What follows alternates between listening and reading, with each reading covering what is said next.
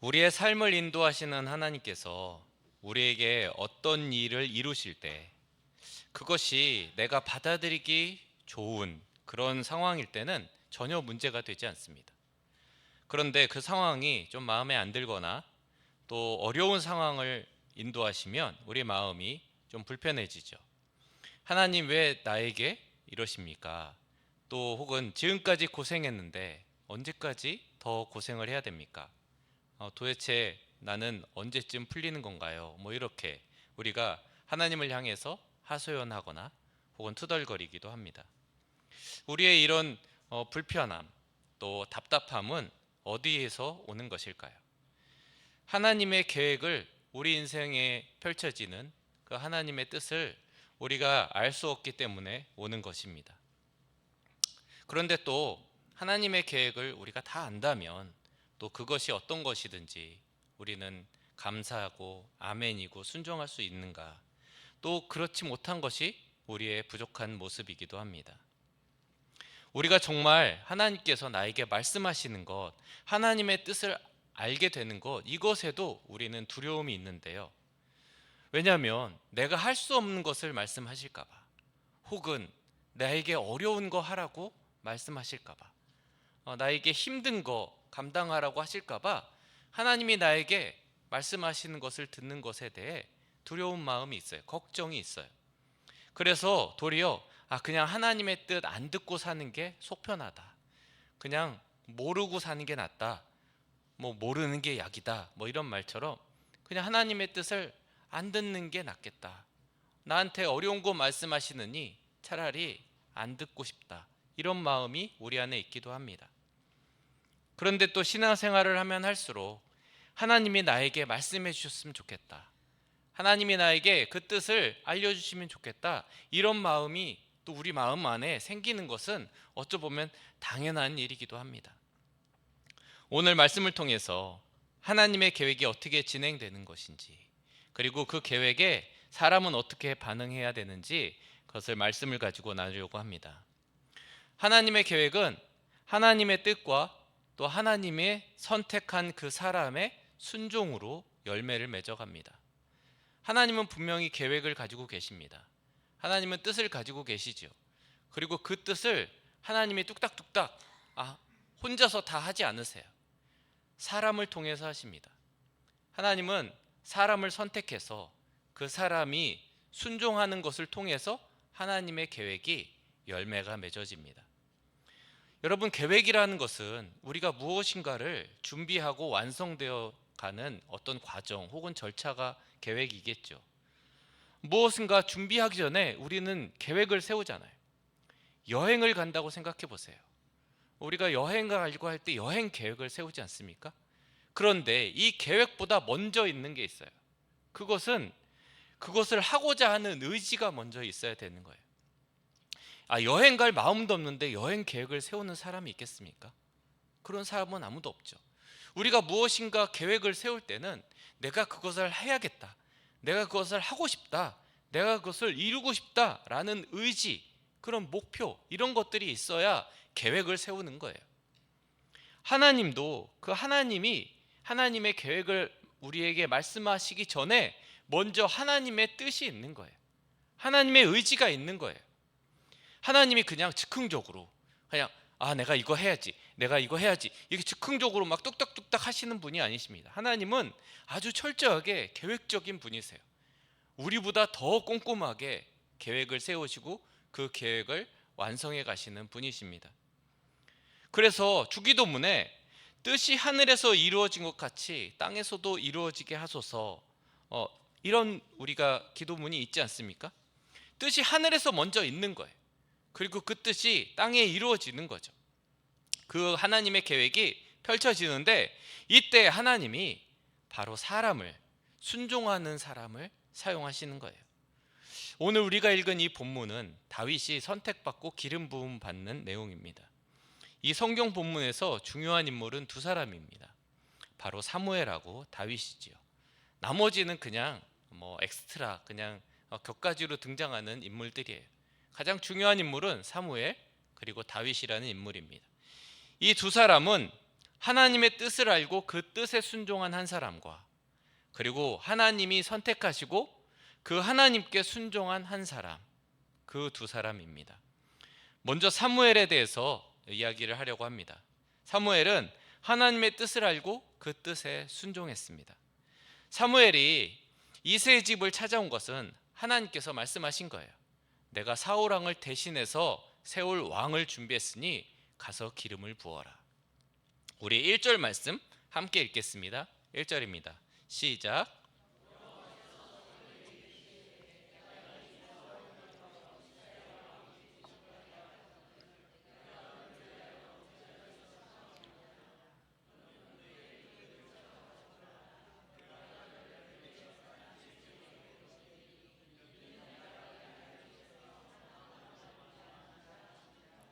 아멘. 네.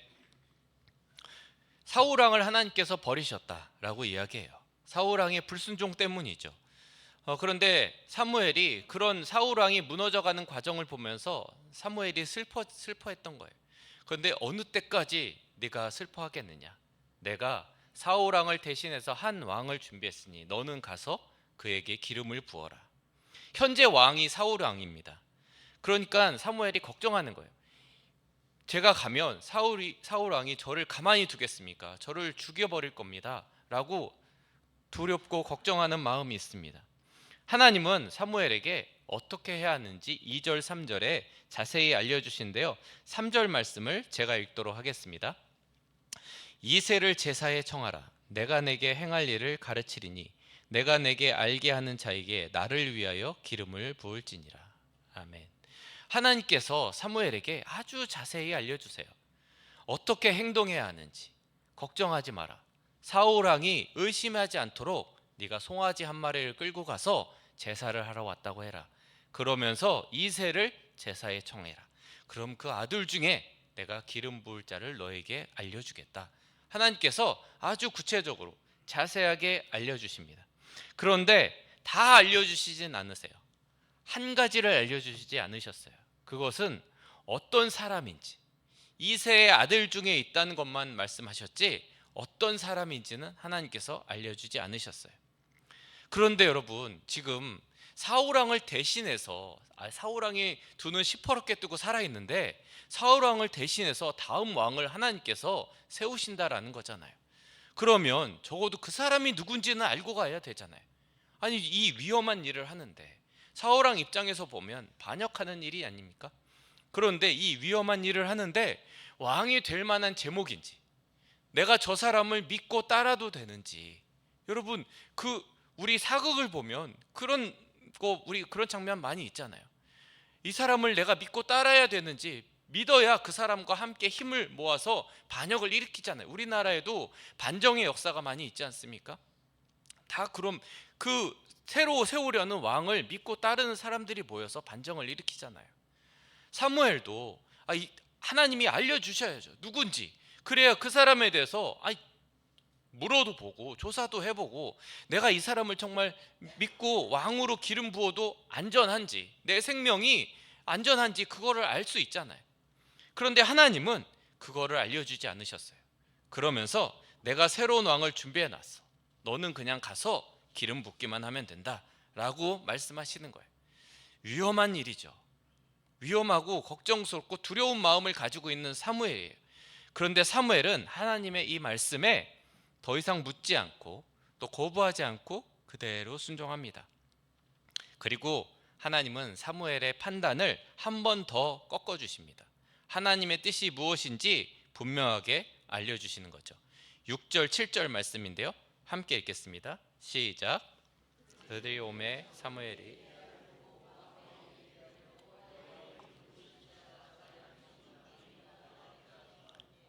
여호와께서 사무엘에게 이르시되 그의 용모와 키를 보지 말라.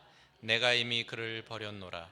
내가 보는 것은 사람과 같지 아니하니 사람은 외모를 보거니와 나 여호와는 중심을 보느니라 하시더라. 아멘. 사무엘이 이제 도착해서 이새의 아들들을 만나기 시작합니다. 첫째 아들 엘리압을 보았어요. 사무엘의 마음에 이 사람이구나. 정말 왕이 될 만한 제목이구나. 그러면서 용모도 좋고 키도 크고 더군다나 첫째 아들이에요. 이스라엘 문화에서 이 장남이 가지고 있는, 장자가 가지고 있는 위치가 대단합니다. 더군다나 첫째 아들인데 용모도 좋고 키도 커요. 그러니까 이 사람이구나, 이 사람이면 왕이 될 만한 제목이겠구나 라고 생각했어요. 그런데 하나님이 바로 사무엘에게 말씀하세요. 용모와 키를 보지 마라, 나는 그를 버렸다 라고 하시면서 나 여호와는 중심을 본다. 그러면서 이제 그 다음 둘째가 그 앞을 지나가게 했어요. 또 셋째가 그 앞을 지나가. 그런데 하나님이 아니다라는 말씀을 안 하시고 그냥 아무 말씀도 안 하세요. 사무엘이 아는 거예요. 아니구나, 하나님께서 이 사람이다 라고 말씀하시는 게 없구나, 아니구나. 엘리압은 아니다, 내가 그를 버렸다라고 이야기하면서 둘째부터 일곱째까지는 하나님께서 아무 말씀도 안 하셨어요. 그러니까 하나님이 말씀 안 하시니까 아니겠구나 라고. 그러면서 그 자리에 모인 7명의 아들을 다 보았는데 하나님께서 아무도 선택하지 않으시는 거예요. 그러니까 하나님이 그럼 여기에 없는 건가? 아니 분명히 이세 아들 중에 있다고 했는데. 사무엘이 이세에게 묻습니다. 여기 모인 아들이 전부냐? 아니라는 거예요. 막내 아들이 있는데 지금 양을 치고 있다는 거예요. 그 사람을 데려오라고. 그래서 그 사람을 데려오게 됩니다. 그게 바로 다윗이었습니다. 우리 12절 말씀 함께 읽겠습니다. 시작. 이에 사람을 보내어 그를 데려오매 그의 빛이 붉고 눈이 빼어나고 얼굴이 아름답더라. 여호와께서 이르시되 이가 그니 일어나 기름을 부으라 하시는지라. 아멘. 네, 이때 다윗의 나이가 15세, 15살 정도로 추정이 됩니다. 우리나라로 치면 중학교 2학년 정도 되는 나이이겠죠. 어린 나이예요. 나이가 어리죠. 더군다나 그 형제들 중에 막내예요. 그리고 지금 하고 있는 일은 양을 돌보는 일이에요. 아니 나이도 어리죠. 사회생활 경험, 군인 싸우는 경험, 전투의 경험은 전혀 해본 적이 없는, 그냥 양만 돌보던 목동이었어요. 목동인 소년이에요. 근데 그 소년을 보고 하나님께서 이가 그다, 기름을 부어라 라고 이야기하시는 거예요. 하나님의 말씀이지만 우리가 내가 생각해도 도무지 이해가 안 되는 말씀을 하실 때가 있어요. 내가 이것을 하는 게 맞나? 하나님, 이거는 정말 아닌 것 같아요. 내가 객관적으로 조건을 봐도 이렇게 이거를 하기에는 하나님, 이게 정말 하나님 뜻인가요? 이거는 정말 아닌 것 같아요 라고 그런 생각이 들 때가 있는 거예요. 그런데 사무엘은 그것에 하나님께 다시 묻지도 않습니다. 하나님, 이 사람이 정말 하나님이 세우신 사람입니까? 묻지 않고 바로 그 다윗에게 기름을 부었습니다. 15살 소년 다윗에게 왕이 될 기름을 부은 것이죠. 우리가 순종하려면, 우리가 하나님이 나에게 말씀하시는 것에 순종하려면 내 생각, 내 판단, 내 의지를 내려놔야 됩니다. 내 생각이나 내 판단을 붙잡고 있으면 하나님이 말씀하시는 것에 우리는 선뜻 순종하지 못해요. 내 생각으로 내 판단으로 생각했는데 이거는 아닌 것 같아. 그러면 하나님의 말씀보다, 하나님의 뜻보다 내 생각이 먼저 앞서는 거예요. 그런데 사무엘은 자기의 판단, 자기의 생각을 내려놓고 하나님의 뜻에 완전히 순종했어요. 그리고 하나님의 계획이 이루어져가는 그 역사에 함께 참여하게 되었습니다. 사무엘이 자기 판단, 자기 생각을 내려놓고 하나님의 말씀에 순종할 수 있었던 것은 하나님을 전적으로 신뢰했기 때문에 가능했습니다. 사무엘은 하나님을 전적으로 신뢰한 거예요. 소년인 다윗, 그 나이 어린 소년을 보지 않고 하나님을 본 거예요. 하나님을 전적으로 신뢰했기 때문에 하나님이 기름 부으라는 말씀에 순종할 수 있었던 거예요. 이제 다윗의 이야기입니다. 다윗은 하나님의 선택을 받았습니다. 그리고 그 하나님께서 인도하시는 모든 과정에 순종했던 사람입니다. 그럼 사람의 선택과 하나님의 선택은 무엇이 다를까요? 선택하는 방법을 보면 사람은 무엇인가 선택할 때 내 마음속에 있는 어떤 조건을 생각하고 그 조건에 부합할 때 우리는 선택합니다. 내 마음에 정해놓은 기준이 있어요. 그리고 그 조건이 있어요. 그리고 그 조건에 맞는 것을 우리는 선택해요. 아니, 내 마음에 들지도 않는데, 내 마음의 기준에 맞지 않는데 그것을 선택하는 사람이 어디 있겠어요?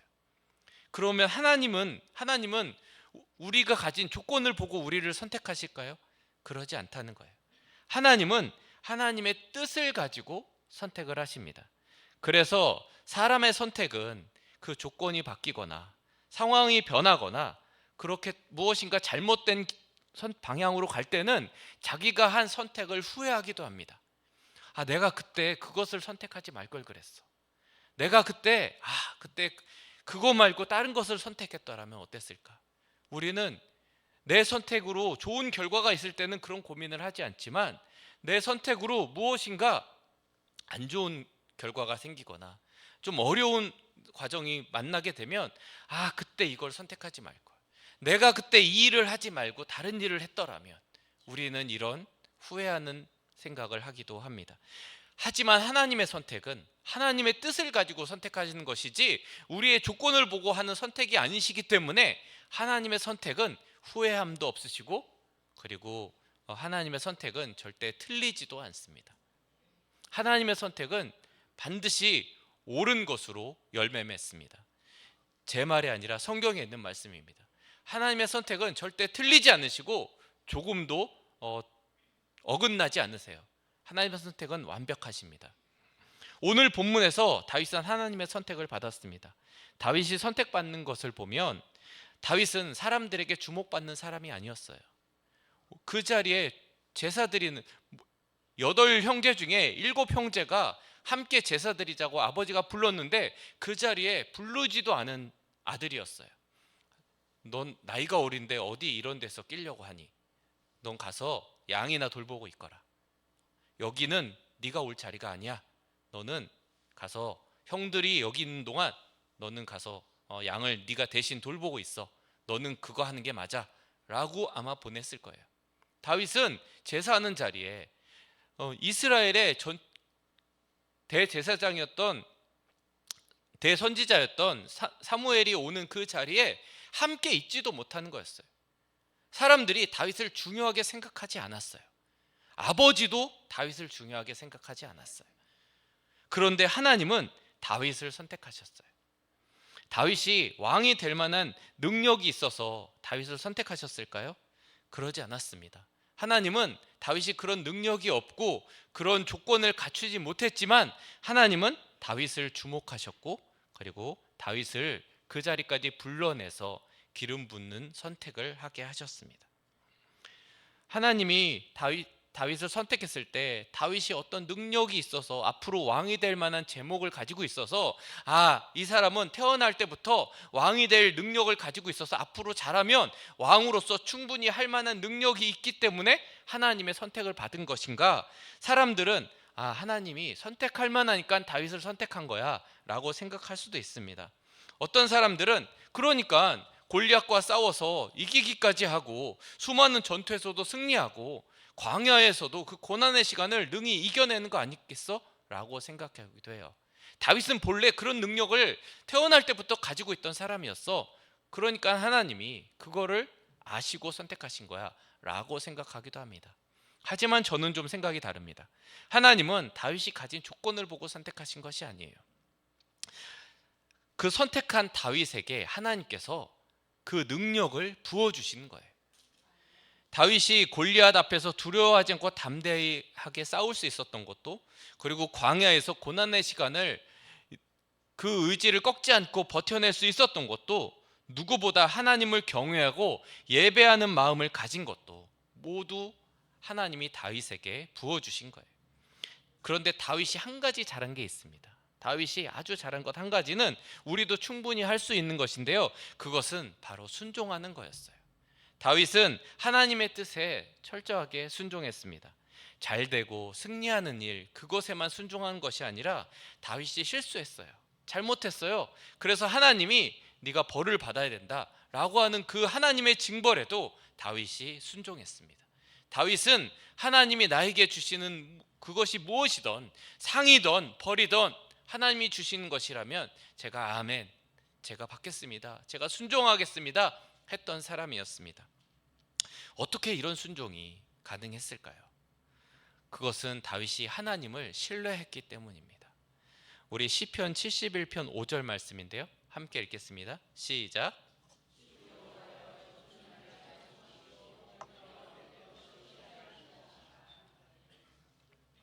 네, 다윗이 고백하고 있습니다.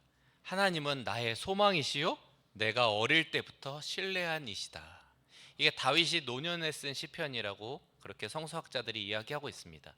이 71편 앞에 70편을 보면 그 위에 맨 위에 표제어로 다윗의 시라고 되어 있어요. 그리고 71편에는 그런 표제어가 없습니다. 그래서 70편부터 71편까지 이어진 하나의 시편이다라고 보고 있어요. 그래서 71편이 다윗의 노년에 쓴 시편인데 그때 다윗이 고백하는 거예요. 내가 어릴 때부터 신뢰하시는 분이 하나님이십니다.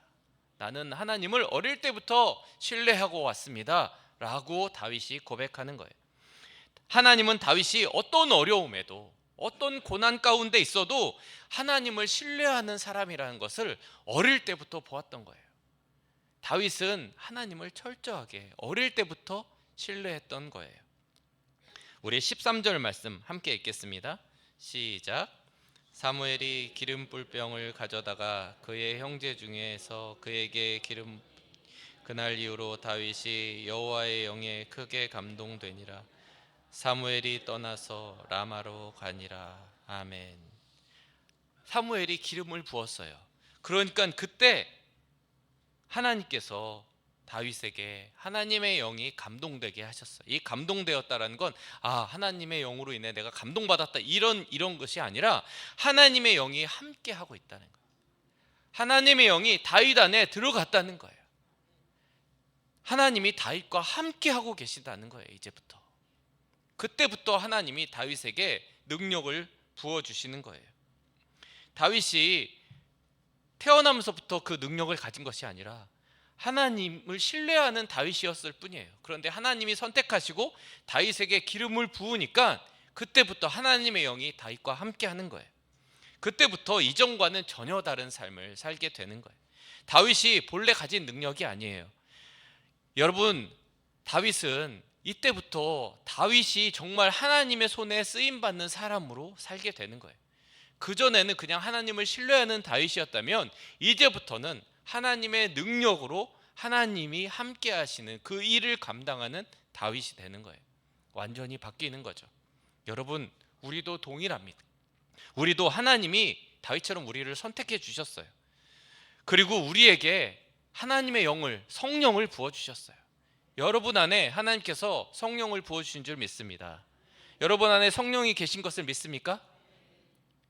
네, 아멘이 좀 작아서 잘 안 믿어지네요. 제가 여러분 안에 성령님이 계신 것을 믿습니까? 여기에 복음의 은혜가 있는 거예요. 여러분, 사람들은 선택받기 위해서 무엇인가 찾아가야 돼요. 다른 종교는 무엇인가 찾아가야 돼요. 신을 찾아가야 돼요. 내가 선택받기 위해서 내가 고행을 하고 내가 그 신 앞에 다가가야 그 신이 나를 선택해 준다고 생각하는 거예요. 그런데 하나님은 그러지 않으세요. 하나님은 우리를 먼저 선택하셨어요. 그리고 우리를 친히 찾아오셨어요. 여기 우리 모두를 선택하시고 하나님은 친히 인간의 몸으로 우리에게 찾아오신 거예요. 예수 그리스도께서 이 땅에 우리를 위하여 오실 때 가장 약한 아기의 모습으로 오신 거예요. 예수님이 이런 아기의 모습으로 오신 것은 능력이 강한 것에 있지 않고 약한 것에 있다는 것을 우리에게 알려주기 위해서 오신 거예요. 여러분, 아기 예수님과 공생의 기간 중에 기적을 베푸시는 예수님이 다른 분이신가요? 아기 때는 예수님 능력이 1이었다가 공생의 기간 때 기적을 베푸실 때는 예수님의 능력이 100이 된 건가요? 그게 아니잖아요. 아기 때는 그냥 아기셨다가 왕이 공생의 기간 기적을 베푸실 때는 그때는 우리의 왕, 평화의 왕이신가요? 그러지 않잖아요.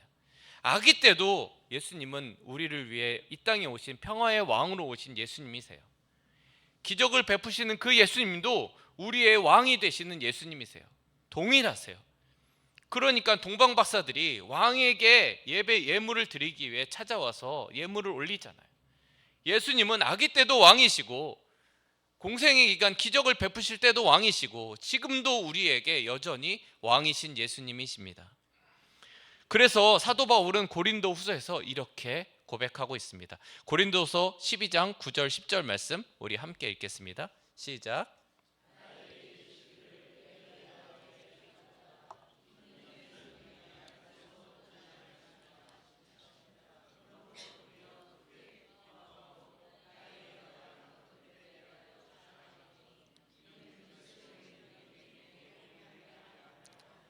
그러므로 내가 그리스도를 위하여 약한 것들과 능욕과 핍박, 박해와 공고를 기뻐하노니 이는 내가 약한 그때의 강함이라.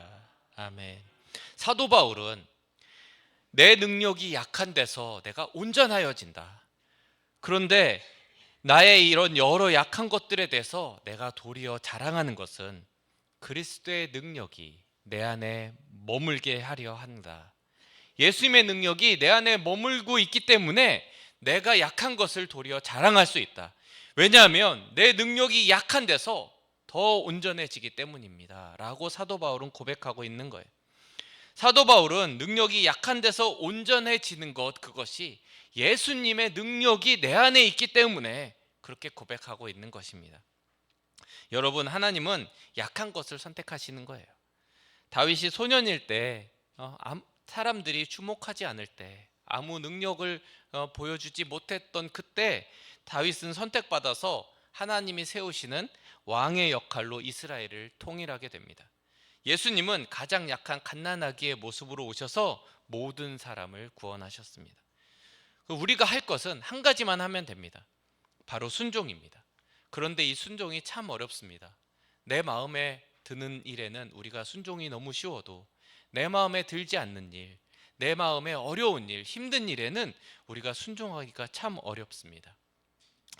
그래서 내가 하나님의 뜻이 나에게 들려지기를, 내가 하나님의 뜻을 알 수 있기를, 그리고 하나님의 선택이 나에게 알려주시기를 기다리기보다 내가 나의 뜻으로, 나의 선택으로 선택하는 경우가 더 많이 있습니다. 하나님을 신뢰하는 것이 어렵기 때문에 그렇습니다. 여러분, 하나님은 우리를 향해서 계획을 가지고 계십니다. 그런데 그 계획은 내가 세운 계획보다, 내가 소원하고 간구했던 그 계획보다 하나님의 계획이 더 좋은 계획이에요. 내가 하나님한테 하나님 이걸 이렇게 해주세요, 이걸 이렇게 이루어 주세요 라고 내 계획을, 내 소원을 올려드리잖아요.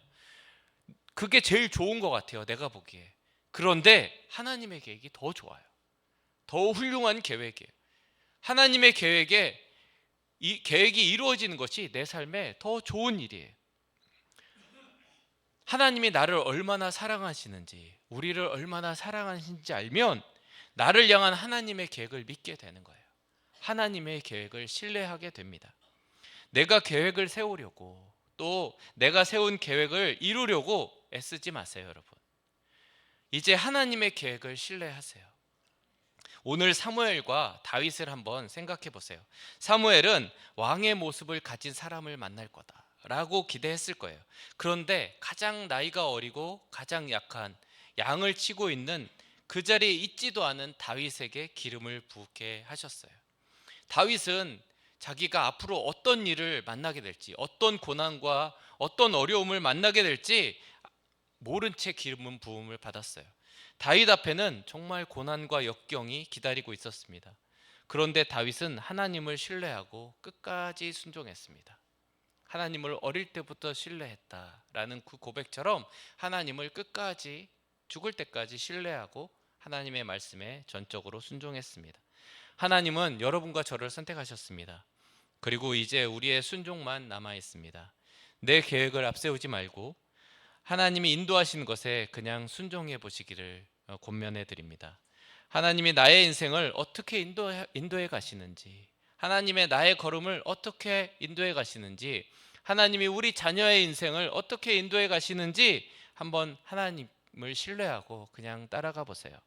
하나님을 다윗처럼 끝까지 신뢰해 보세요. 놀라운 일들이 여러분들을 기다리고 있을 것입니다. 그렇게 하나님의 계획이 우리의 삶에 열매 맺는 것을 경험하는 저와 여러분 되시기를 주님의 이름으로 축복합니다. 사랑의 아버지 하나님 감사합니다. 우리가 살면서 하나님의 계획이 들리지 않아서 답답할 때도 있지만 하나님이 나에게 말씀해 주신 계획이 어려운 일이고 힘든 일이어서 답답한 때도 있습니다. 그래서 내 계획을 먼저 세우고 내 뜻을 먼저 세우고 내 계획을 이루기 위해서 부단히도 노력하며 애쓰며 살아가고 있습니다. 그러나 오늘 사무엘과 다윗의 이야기를 우리가 다시 한번 생각하면서 하나님을 전적으로 신뢰하는 우리 모두가 되게 하여 주옵소서.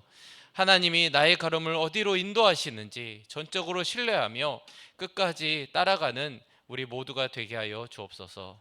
그래서 하나님이 신뢰하시는 그 걸음 끝에 하나님이 주시는 놀라운 일들을 경험하는 이 자리에 모인 주의 거룩한 성도들 되도록 주님 축복하여 주옵소서.